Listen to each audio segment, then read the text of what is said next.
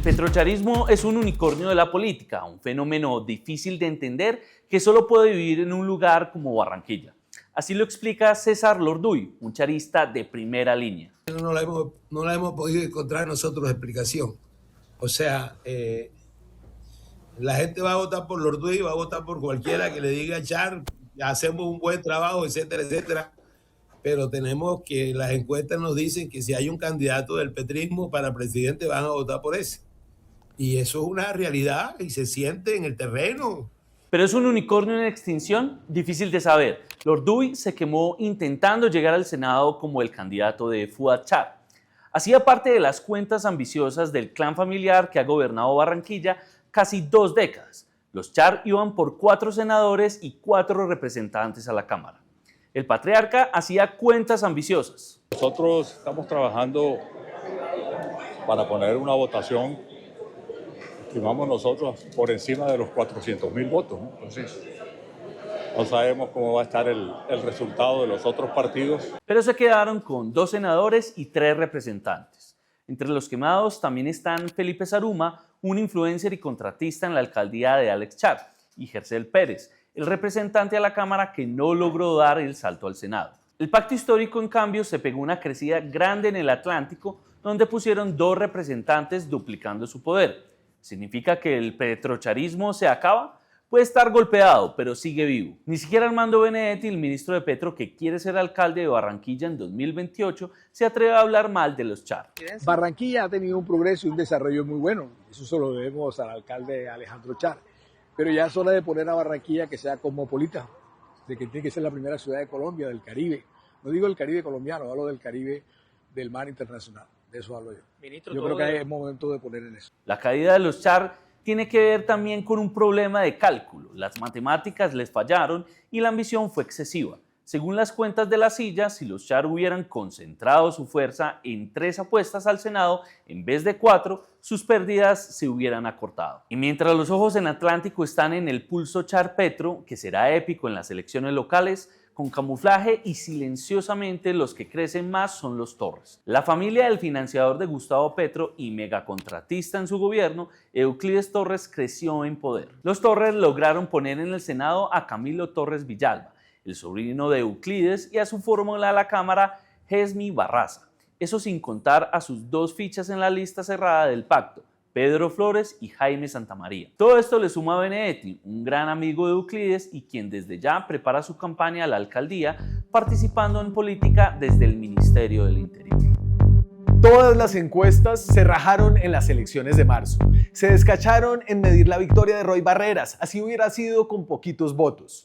250.000 de ustedes marcaron mi carita. Todas se descacharon al subestimar a Paloma Valencia y ninguna midió tampoco que Juan Daniel Oviedo iba a quedar de segundo en la gran consulta con una muy buena votación. Pero entonces, ¿cuál fue la menos peor?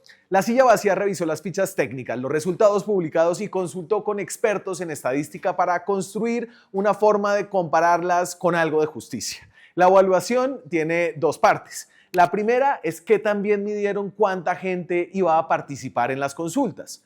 Las que más acertaron fueron GAT3, pagada por RCN, Guarumo, Con el Tiempo y Atlas Intel de la revista Semana. En este gráfico se comparan las encuestas con el resultado real. GAT3 fue la que mejor midió cuánta gente iba a participar. Estimó que el 14,8% del censo votaría en la gran consulta. Al final lo hizo el 14,1%. El resultado es paradójico porque es la única encuestadora que hace sus mediciones por teléfono, un método hoy cuestionado. Del otro lado está el Centro Nacional de Consultoría, CNC. Calculó que participarían el 26% del censo electoral. Al final votó solamente el 14%, casi la mitad.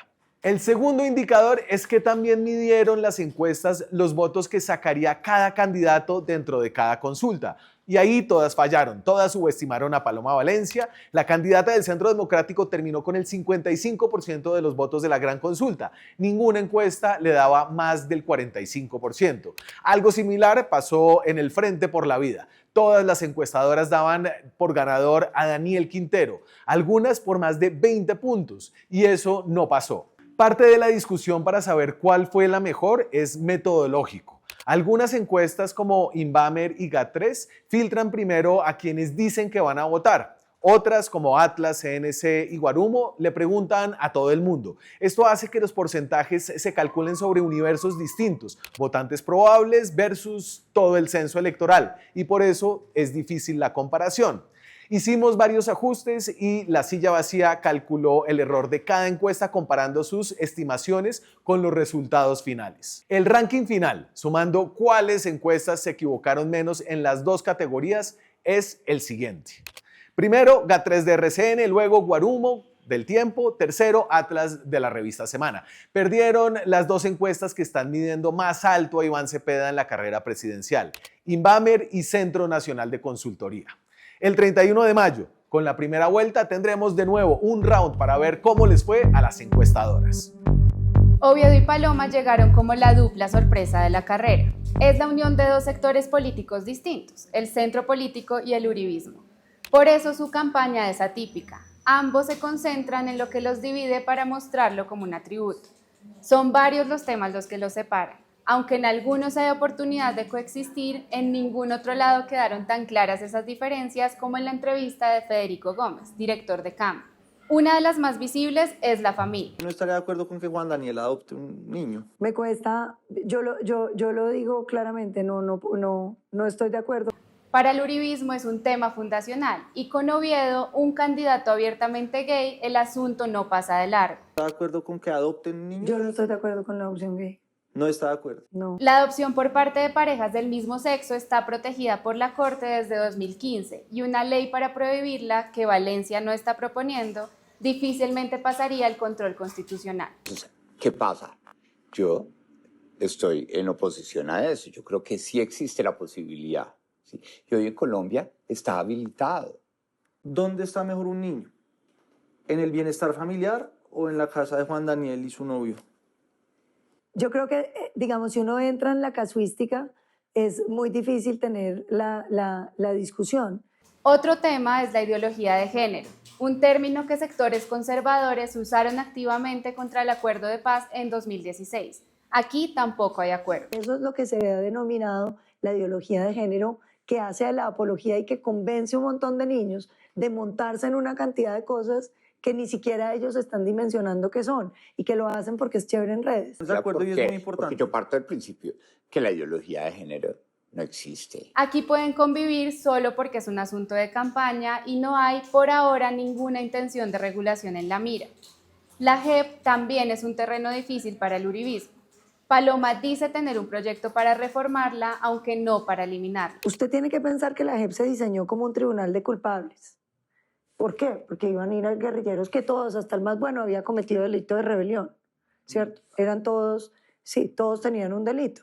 En esos juicios políticos de que ciérrenla o no la renueven, lo que podemos decir es trabajemos para que todos los recursos económicos e institucionales que necesita la JEP sucedan. La decisión más álgida sobre la JEP es si se renueva su mandato de 5 años, pero es una decisión que no se tomará en el próximo gobierno. Otra historia que sí podría tensar la relación entre ambos es si Valencia decide modificarla. A hoy no es tan claro su alcance. Y por el lado de la legalización de la marihuana tampoco hay humo verde. Un eventual proyecto de legalización para uso de adulto podría ponerlos en orillas distintas. El recreativo de la marihuana para población adulta ha dado evidencia concreta de que permite que la visión policiva de la prevención del consumo de sustancias psicoactivas en menores de edad sea más efectiva. Yo no la voy a legalizar. Yo he sido la ponente de todas las ponencias de hundirla. La estrategia de remarcar sus diferencias por ahora parece funcionar y Valencia le está disputando su lugar a De la Espriella en las encuestas. Por eso mismo esta distancia en algunos temas ya está siendo usada por otras campañas para sembrar dudas sobre su coherencia. Falta por ver su efecto en los 2 meses que quedan de campaña. Roy quedó quemado y solitario después del 8 de marzo. La carrera del ex senador para llegar a la Casa de Nariño está lejos de ser alentadora. En la consulta del Frente por la Vida le ganó a Daniel Quintero, pero fue una victoria pírrica. Esperaba 3 millones de votos y sacó tan solo 257.000, un 10%. Ese triunfo lo amarra a llegar hasta la primera vuelta presidencial, a menos que estuviera dispuesto a pagar lo que costó una consulta. Será un camino solitario, no tendrá a su lado a las casas políticas que lo apoyaron a medias en este primer round. Un político tradicional que lo acompañó lo resumió sin anestesia. La quemada que viene va a ser peor. Yo les dije que lo que yo sé hacer es ganar elecciones y gané esta, la elección más difícil de mi vida, le confieso. Todo salió mal. Roy tenía lista propia al Senado, el Frente Amplio Unitario, una coalición con otros partidos. Pero el ex embajador quedó incluso por debajo de los 396.000 votos que obtuvo esta lista, que de todas formas no superó el umbral. Figuras importantes como el influencer Alejo Vergel, el más votado con 62.000 votos, dijo públicamente que no estaba con él.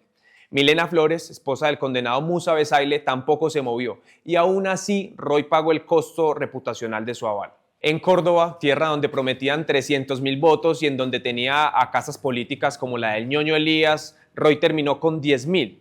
Y en Nariño, donde los políticos le llenaron una plaza, solo llegó a 9.000 votos porque la base progresista, con peso en el departamento, le copió la idea a Petro de no votar la consulta, pues en ella no estaba Cepeda. Las maquinarias de otros partidos tampoco funcionaron. En Atlántico, 4 casas políticas, incluida la del Clan Torres, le organizaron eventos, pero terminaron dándole apenas 16.000 votos. Esas mismas casas sumaron 168.000 al Senado en ese departamento. En Valle, donde Roy nació políticamente, la expectativa eran 300.000 votos. Llegó a solo 34.000. Allí tenía el apoyo de la estructura del exgobernador condenado Juan Carlos Abadía. Fue un caramelo difícil de vender, dice un político que apoyó a Roy. En zonas petristas, mencionarlo restaba. En otras, las maquinarias estaban ocupadas salvando sus propias curules. Los resultados indican que Roy no pegó en la opinión, en su intento de posicionarse como el candidato que une al país, y que las maquinarias, más que un impulso, fueron un lastre. Roy buscaba ser el articulador de todos los sectores, pero Cepeda, con quien está distanciado, tiene a la izquierda, y su baja votación en la consulta hizo que las casas políticas que podrían respaldarlo ya se estén alineando con otras campañas. El candidato sigue siendo optimista, pero parece solo estar aguantando el vendaval. Así fue la tirada de línea de Cepeda y Quilpué al pacto. En un salón del Hotel Tequendama, en el centro de Bogotá, la fórmula presidencial del pacto reunió a toda la dirigencia del partido para poner la casa en orden para la campaña. 3 congresistas que estuvieron ahí lo describieron como el momento en el que Cepeda marcó el rumbo y los límites de su campaña. Ahí están los presidentes de los partidos fusionados: el Polo, Colombia Humana, la UP, Progresistas y el Comunista. Otro punto no negociable que puso Cepeda sobre la mesa es que no recibirá donaciones. Para el senador, la campaña debe ser austera, y enfatizó en que la gerencia nacional de la campaña será la única instancia autorizada para gestionar la plata. La lidera Antonio Peñalosa, secretario general del Polo. También se dijo que se priorizarán los canales regionales y alternativos, por encima de los medios de comunicación masivos, aunque no le cerró las puertas del todo. Sobre la campaña en sí, la estrategia seguirá siendo la plaza pública.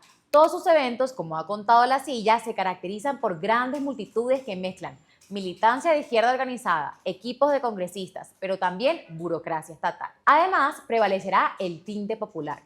Uno de los congresistas presentes le dijo a La Silla que Cepeda no pretendía imitar la estética de las grandes campañas. Aida Quilpué, la fórmula vicepresidencial, habló menos, pero soltó una carta pesada: impulsar una minga permanente, es decir, una movilización nacional liderada por organizaciones indígenas que tiene respaldo político. El objetivo de la fórmula es ganar en primera vuelta, aunque hoy se ve lejos de alcanzar. ¡En primera! En el ponderador de encuestas de La Silla, Cepeda tiene 34% de intención de voto. Necesita más de 16 puntos para lograrlo. Por ahora, la apuesta de campaña no es moverse al centro ni tejer alianzas con la clase política, sino doblar la apuesta por los símbolos de la izquierda. Es una estrategia de identidad que marca diferencia con Petro y que se pondrá a prueba en esta campaña.